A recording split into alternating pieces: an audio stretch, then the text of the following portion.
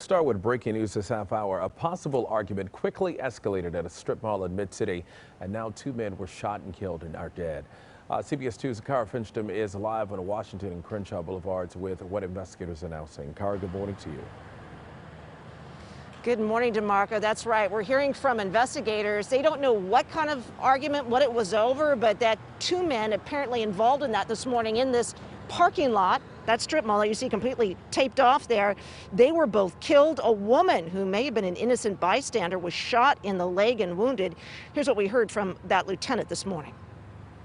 At this point, it looks like one of the victims was leaving a bar that's at this same strip mall, and some sort of altercation occurred, and it looks like that there was an exchange of shots.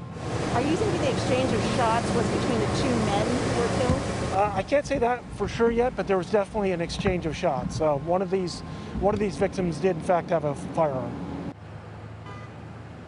The sports and karaoke bar here called Gringos, Moriscos, and Wings.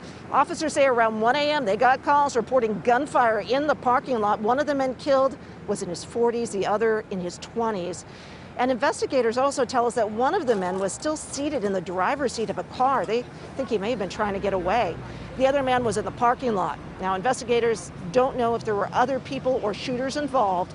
They say the woman may have just been leaving the neighboring 7-Eleven in the wrong place at the wrong time. She's now in the hospital in stable condition. Back here live, these shootings come as the county is dealing with an increase in the overall number of shootings. LAPD statistics, DeMarco and Suzanne, suggest they are up 70% over the same time period from last year. So a lot of concern with this uptick in violence. This situation is going to remain sealed off, the crime scene here, for at least another hour or so. So people who are traveling through this area are going to want to avoid it. Back to you. All right, Cara, you're so right. A lot of concern this morning. Thank you very much.